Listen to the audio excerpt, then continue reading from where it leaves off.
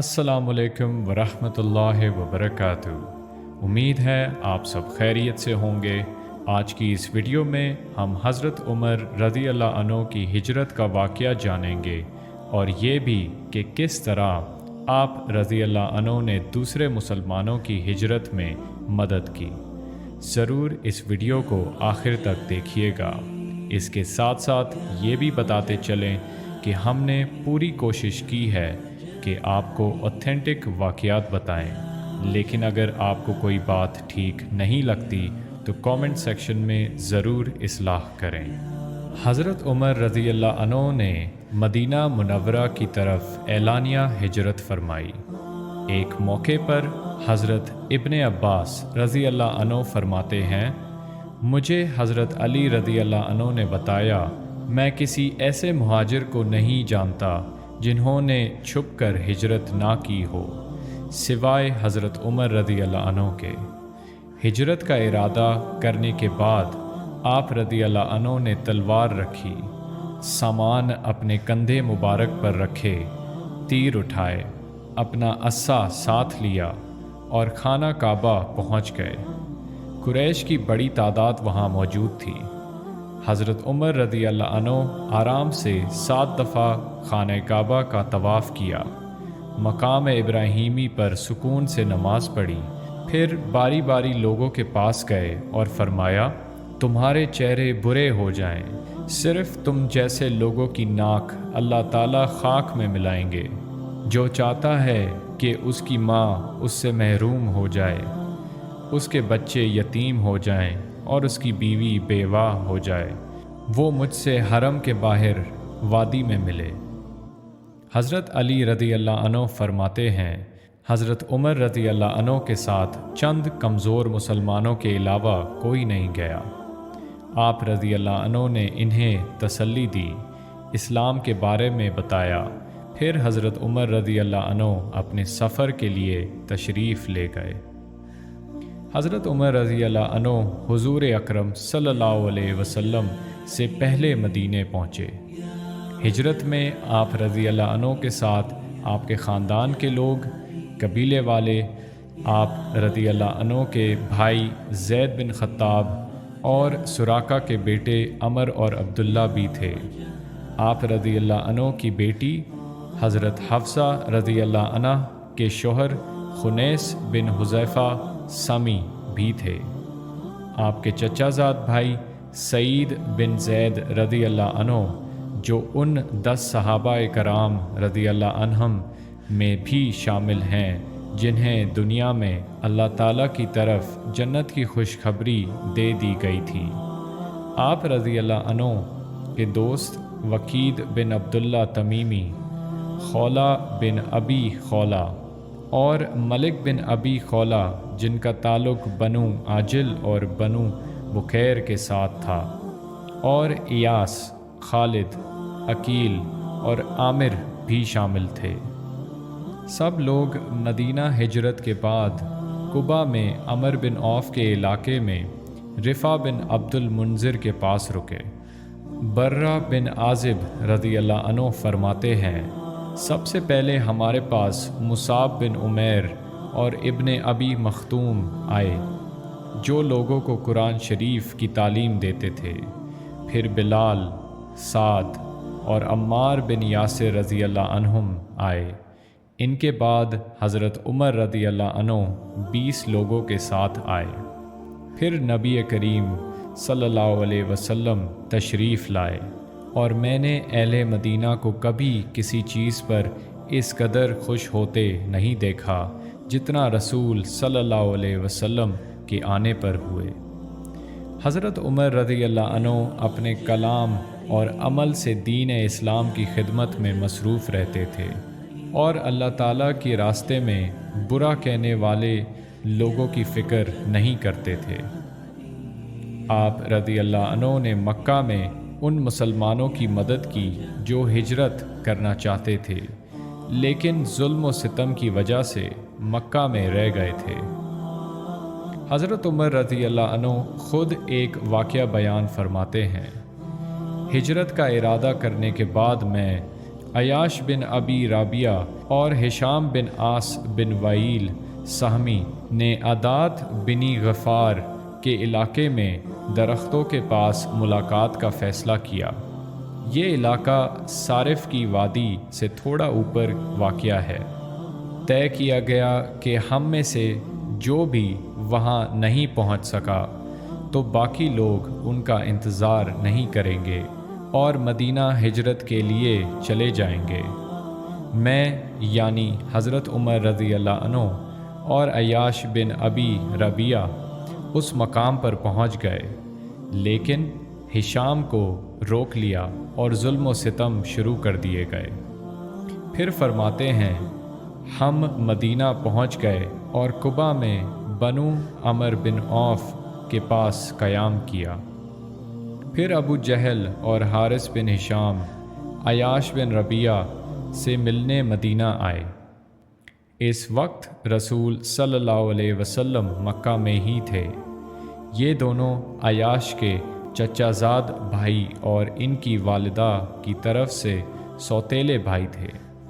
अबू जहल और Haris bin Hisham ने अयाश बिन रबिया से बात की और बताया, आपकी वालिदा ने कसम खाई है जब तक आपको ना देख लें वो अपने बालों में कंघी नहीं करेंगी और ना साए में जाएंगी। ये सुनकर अयाश को अफसोस हुआ। आप रज़ी अल्लाह अन्हु ने अयाश से फ़रमाया, इन लोगों से एहतियात कीजिए, ये सिर्फ़ आपको दीन इस्लाम से दूर करने चाहते हैं। अल्लाह की कसम, जब आपकी वालिदा परेशान होंगी तो वो कंघी कर लेंगी और गर्मी बढ़ जाए तो साए में भी चली जाएंगी। जवाब मिला, मैं अपनी वालिदा की कसम पूरी करना चाहता हूँ और मेरी जो दौलत मक्का में है वो भी ले लूँगा। आप रज़ी अल्लाह अन्हु ने फ़रमाया, आप जानते हैं मैं कुरैश के अमीर लोगों में से हूँ, मैं आपको अपनी आधी दौलत दूँगा, बस आप इनके साथ ना जाएं। लेकिन जाने पर इसरार था तो आप रज़ी अल्लाह अन्हु ने अर्ज़ किया, अगर आप जाना चाहते हैं तो मेरी ये ऊँटनी ले जाएं, क्योंकि इसको अच्छी तरह सिखाया गया है जिससे सफ़र में आसानी होगी। इससे नीचे नहीं उतरिएगा और अगर आपको लगे कि वो धोखा दे रहे हैं तो इसी ऊँटनी पर वहाँ से भाग जाएं। फिर अयाश उस ऊँटनी पर बैठकर अबू जहल और हारिस के साथ मक्का वापस चले गए। रास्ते में अबू जहल ने कहा, मेरे भाई, अल्लाह की कसम मेरा ऊँट तंग कर रहा है, क्या मैं आपके पीछे ऊँटनी पर सवार हो सकता हूँ? अयाश ने कहा, जी हाँ। ऊँट ज़मीन पर बैठते ही दोनों ने अयाश को पकड़ा, रस्सियों से बांध दिया और इसी हालत में मक्का ले गए। उन पर जुल्म किया, यहाँ तक कि अयाश ने हार मान ली। हज़रत उमर रज़ी अल्लाह अन्हु फरमाते हैं, हम कहते थे कि अल्लाह ताला ऐसे लोगों की ना कोई नेकी कबूल फरमाएंगे और ना तौबा, जिसने अल्लाह ताला को पहचान कर किसी आजमाइश की वजह से वापस कुफर में चले गए।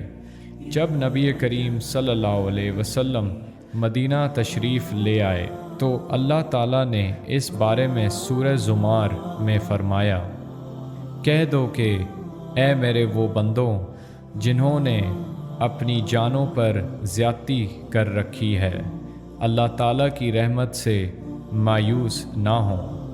यकीन जानो अल्लाह सारे के सारे गुनाह माफ़ कर देता है, यकीनन बहुत बख्शने वाला मेहरबान है। और तुम अपने परवरदिगार से लो लगाओ और इसके फर्मा बरदार बन जाओ कबल इसके कि तुम्हारे पास अज़ाब आ पहुँचे, फिर तुम्हारी मदद नहीं की जाएगी और तुम्हारे परवरदिगार की तरफ से तुम्हारे पास जो बेहतरीन बातें नाजिल की गई हैं इनकी पैरवी करो कबल इसके कि तुम पर अचानक अज़ाब आ जाए और तुम्हें पता भी ना चले। उमर बिन ख़त्ताब रज़ी अल्लाह अन्हु ने ये आयतें लिखीं और हिशाम बिन आस को भेज दी।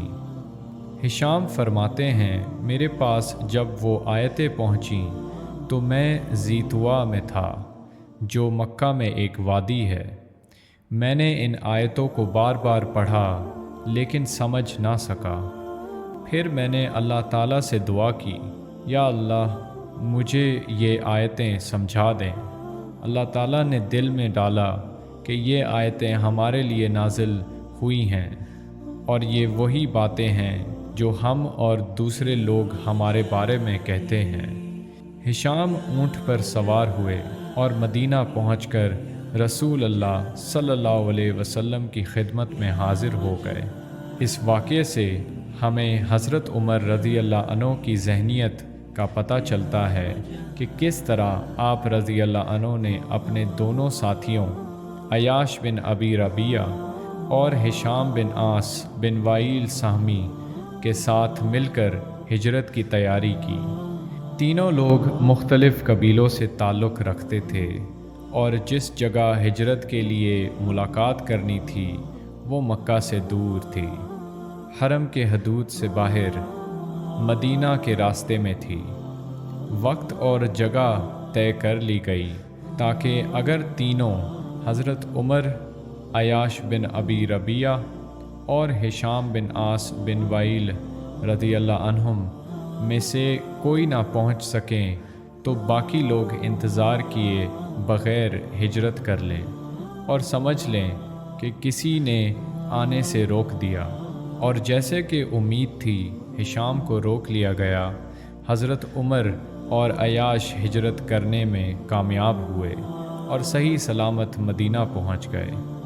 لیکن قریش نے پکا ارادہ کیا تھا کہ وہ مہاجرین کے پیچھے ضرور جائیں گے، اس لیے سوچی سمجھی سازش کی۔ ابو جہل اور حارث جو عیاش کے سوتیلے بھائی تھے، جس وجہ سے عیاش ان پر بھروسہ کرتے تھے، ابو جہل کو معلوم تھا کہ عیاش اپنی والدہ سے بہت محبت کرتے ہیں، اس لیے عیاش ابو جہل کے ساتھ واپس مکہ چلے گئے۔ اس واقعے سے ہمیں حضرت عمر رضی اللہ عنہ کے اچھے اخلاق کا پتہ چلتا ہے، اور یہ کہ مسلمانوں کے درمیان خلوص اور ہمدردی کیسی تھی کہ حضرت عمر رضی اللہ عنہ اپنے بھائی عیاش کو مال و دولت کا آدھا حصہ دینا چاہا تاکہ وہ مکہ میں کافروں کے ظلم و ستم سے بچ جائیں، لیکن عیاش نے عزت و وقار اور غیرت کی وجہ سے منع کیا، کیونکہ عیاش کا سب مال مکہ میں تھا اور وہ واپس لانا چاہتے تھے۔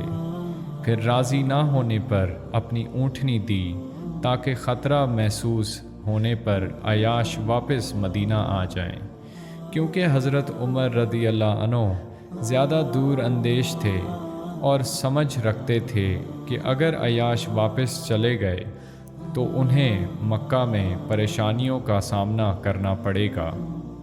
پھر عیاش کے ساتھ ویسا ہی ہوا جس دھوکے کی حضرت عمر رضی اللہ عنہ کو کفار مکہ سے امید تھی۔